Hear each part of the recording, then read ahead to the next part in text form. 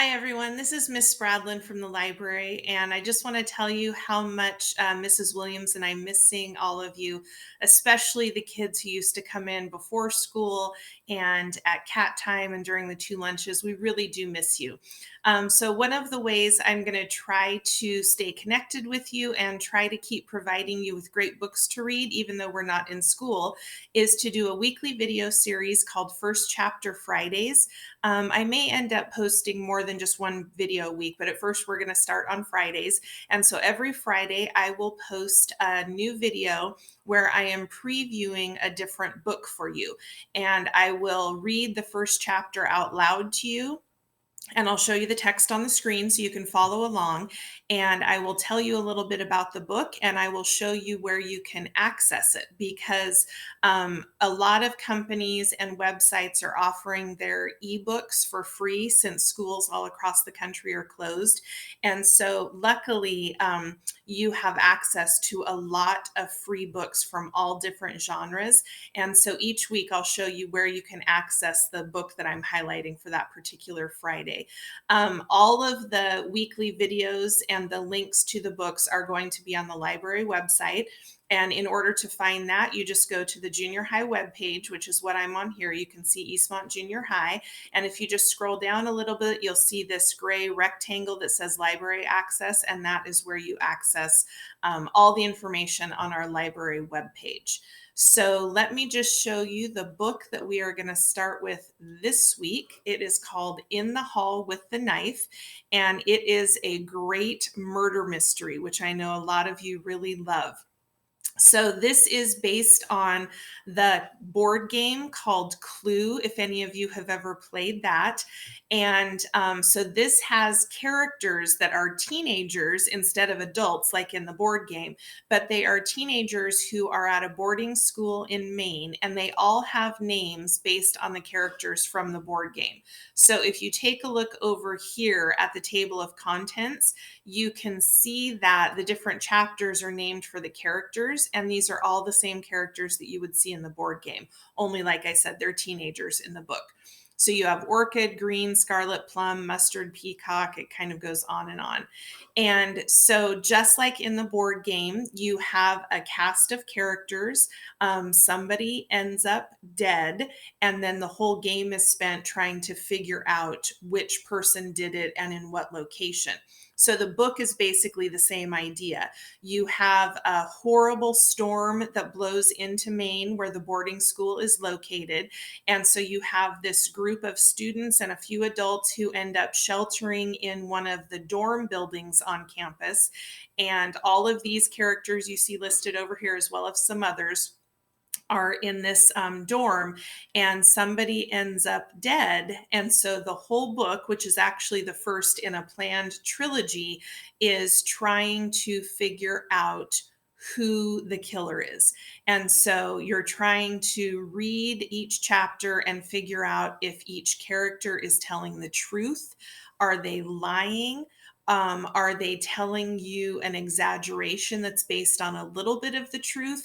So it's a really great mystery where you have to really think and try to figure out if you can believe these characters and which one of them might have actually killed the person who ended up dead. So let me go ahead and show you where you can access this. If you take a look at this link right here, which will be on the library webpage, this is the website where you're going to go to find this particular book. And every week when I preview a different book, it might be a different website that I'll show you. So just ignore the part here where it says to sign in. Just scroll down a little bit. And if you're interested in looking for other books, you can keep scrolling, and they have all sorts of different books you can read online, both fiction and nonfiction. But since we know the book we're going to take a look at, you would just type in the book that you want. So here I've already got it set up.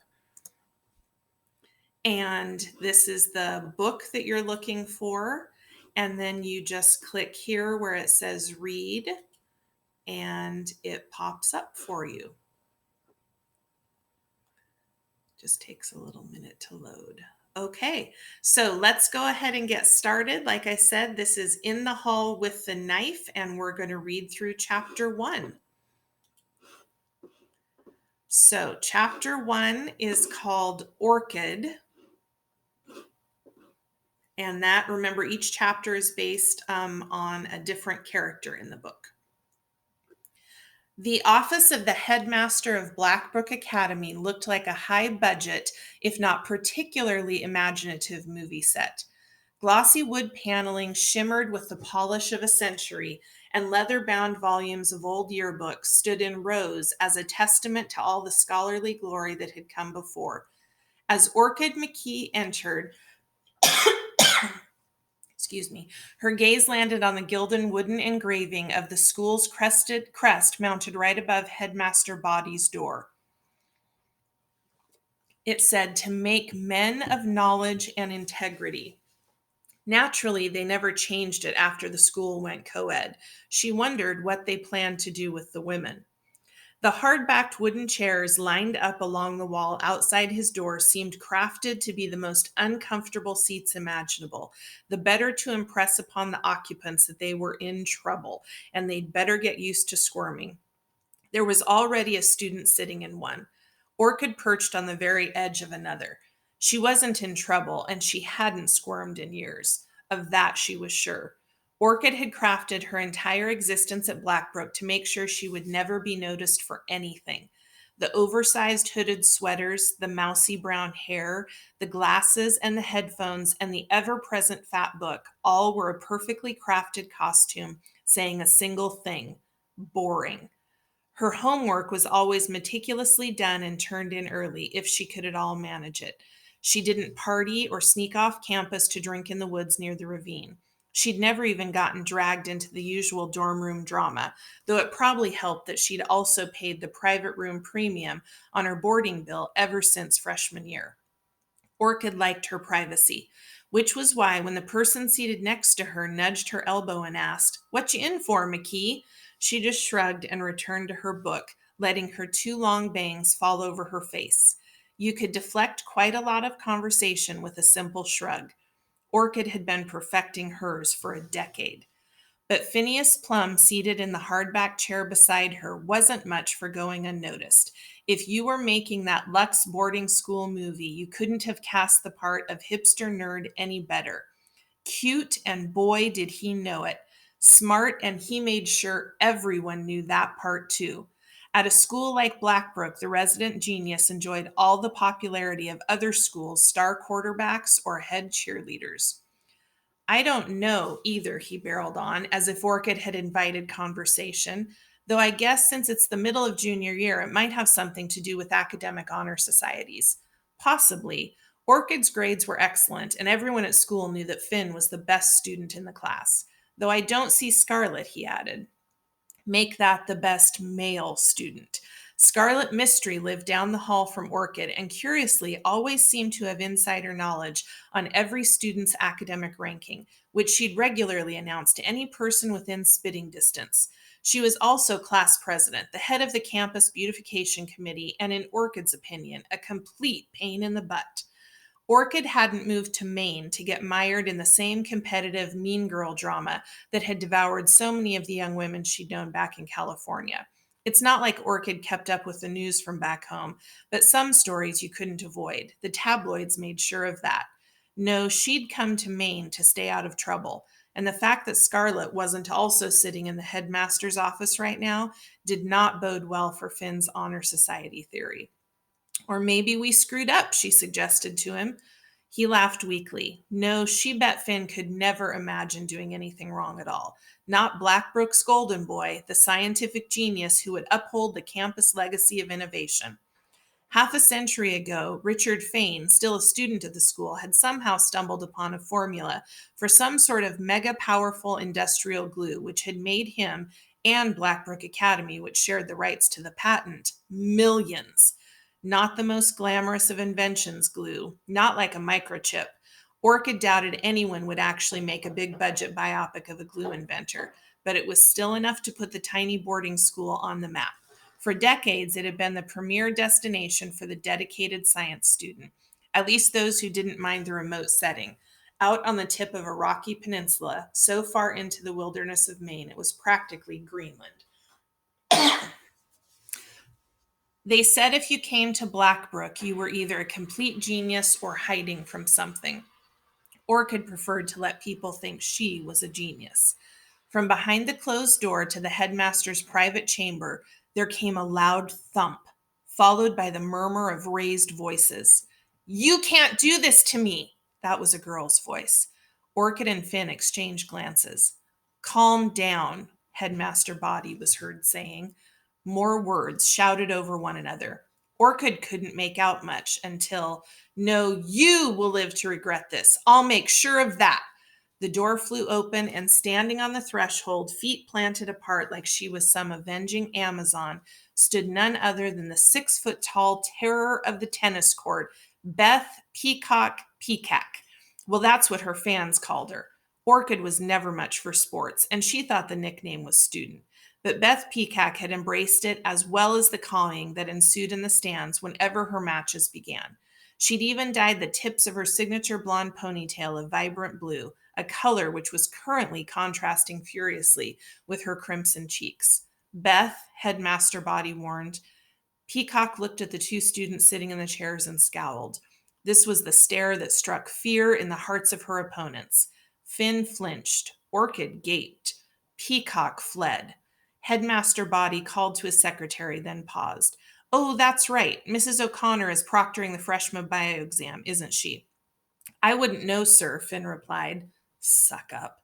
In truth, most of the staff had packed up the second the last exams were finished and headed for the mainland to spend the break with friends and family. It was always dead at Blackbrook over the holidays.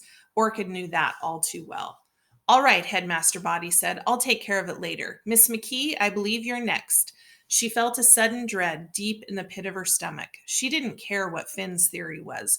No way were they being called in here to be informed one by one of some dubious academic honor. She'd screwed up. Somehow, despite all her careful planning, she'd screwed up. "Good luck," Finn said to her as if they were friends. They were not friends. She shrugged again. Headmaster Body's private chamber was cozy, softer than the imperious presence of the office waiting room. Here there were the stern, frowning pictures of the headmasters, always male, who had come before him. But there was also a merry fire burning in the grate and mismatched plaid cushions of the armchairs across from the great wooden desk. He swiped a heavy-looking brass candlestick from the rug, replaced it on the mantel, and chuckled ruefully. "Let's try to keep this civil, okay?" That must have been the object they'd heard thunking around. Had Peacock actually thrown it? At Body? Knowing Peacock's serving arm, Orchid was shocked the man had survived. Everyone loved the headmaster. He'd been at Blackbrook for more than a decade, after a long career as a professor of chemical engineering at a college on the mainland. He liked cats and pipes and cheering for the school sports teams from the front row. A jolly old grandpa, at least as long as you stayed in line. For a moment, Orchid stopped wondering what she'd done wrong and started wondering what Peacock was in for. "Yes, sir." She closed the door and took a seat in one of the wingback chairs. "Now you." He shuffled through some papers. "Ah, yes, Miss McKee. We wanted to wait until you were finished with your exam so as not to disrupt the semester's academic record. But given that a situation has arisen, well, when was the last time you spoke to your parents?" "Oh, I speak to them a few times a week, over phone or email," she replied evenly. Cecily had called over Thanksgiving, ranting about her check, but Orchid had resolved that. The sperm donor, of course, she'd never met. "It's just, there seems to be a problem with your last tuition payment. And when we tried to contact your parents in the Caymans, the number we have on file was disconnected." "I don't know how this could have happened, other than that the number was a total fake. If you could call your parents now, maybe their cell phones. I'm sure we can resolve this. We wouldn't want a problem going into next semester." "Of course not," Orchid said, thinking fast. "The only thing is, I think they are on safari in Kenya at the moment, so I don't know if I can get them." "Safari." Headmaster Body looked unimpressed, as if it were not the craziest thing he'd heard about over his overprivileged students. Probably not even the craziest this week. Yeah, she pretended to consider options. Oh, I know. I can call our accountant. I'm sure she can tell me if there's a mix up with the accounts. You know the number of your parents' accountant? Sure, she gave a rich girl shrug. That probably wasn't the craziest thing the headmaster had heard this week either. Then she called her accountant, the same one she'd had for over a decade, the only member of her original team left. Her accountant secretary, unfortunately, was new and momentarily confused by the name Orchid McKee, which Orchid had to repeat entirely too many times for comfort in front of the headmaster. I'm sorry, the secretary said. She's out of the office today, but I can check on that transaction for you. Please enter your security PIN on the keypad. That was why Orchid kept them around. Their commitment to keeping their clients' privacy was exquisite. She entered her PIN. All automatic transactions for this client were canceled last month. Well, that explained why Cecily had been upset. Orchid had thought it was the woman's usual mismanagement of funds, the kind that had once cost Orchid $500,000 before she'd put her mother on an allowance. Why? The note says, at client's request. She'd requested nothing of the sort, but she wasn't about to get into it in front of the headmaster. After being assured they'd get to the bottom of this as soon as possible, Orchid hung up and flashed a smile at Headmaster Body. Slight mix up with the accounts. In the meantime, I'll just cover it. She dug in her bag for her checkbook and wrote out a tuition check. A big one. Blackbrook was not cheap. He stared at her. Miss McKee, surely you don't have the funds in your personal account to cover your tuition. Students are just supposed to have spending money. And book fees, Orchid said, waving the check. Daddy made sure I had a little extra this month, because of the safari. Right. Headmaster Body hesitated another moment, then took the check. It still probably wasn't the craziest thing he'd dealt with all week. While I have you here, I must ask, why didn't you enter your biology project in the state science fair? Oh no. It was the best in the class. Your teacher and I were so disappointed. I know you don't need the scholarship, he gestured to her check, but the prestige of placing might be worth it. For your college applications, if nothing else. I'm not really one for competition, said Orchid, or publicity, she thought. I just want to focus on my classes. Headmaster Body considered this. Yes, I looked at your grades earlier. You're one of the top ranked juniors in the school. She definitely heard Scarlett mentioning that fact on occasion. Ranks and awards and stuff aren't really my thing. A stealth scholar. Her best role to date, introverted nerd. Tell you what, I'll think about the whole state science fair thing for next year. She checked her watch. Now, though, I have to run home and finish my history term paper. She didn't, as it had been completed for almost a week. It was amazing how smoothly the lies still fell from her lips, even after all this time. Headmaster Body sighed. Very well, send in my next appointment. Mr. Plum. She headed out. Finn stood when he saw her. My turn? She nodded. Good luck. He probably wasn't in trouble either, probably just being informed of the award status of his latest chemistry experiment, which of course he'd be entering in all the competitions. The weather had turned from frigid to positively Arctic. They were supposed to get ice overnight.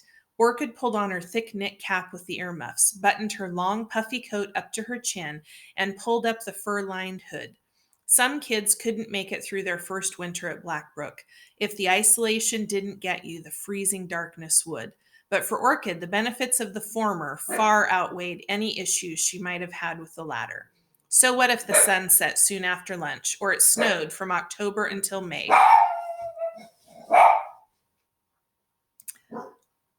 Perfect example.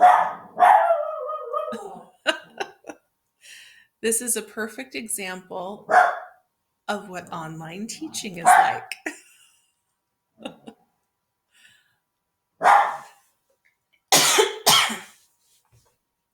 Okay, I think my dog is done barking at this point. The sky was a wormy gray, and the wind whipped through the bare branches of the trees as Orchid hurried across campus. The windows in all the buildings were dark and empty, as most of the students and faculty had already left for the holiday. Orchid was struck with the sudden realization that she could scream at the top of her lungs and no one would hear her. Less a Lux boarding school movie and more a thriller. Her boarding house, Tudor House, was located on the very outskirts of the Blackbrook property, farther from the classroom quad than nearly any other building.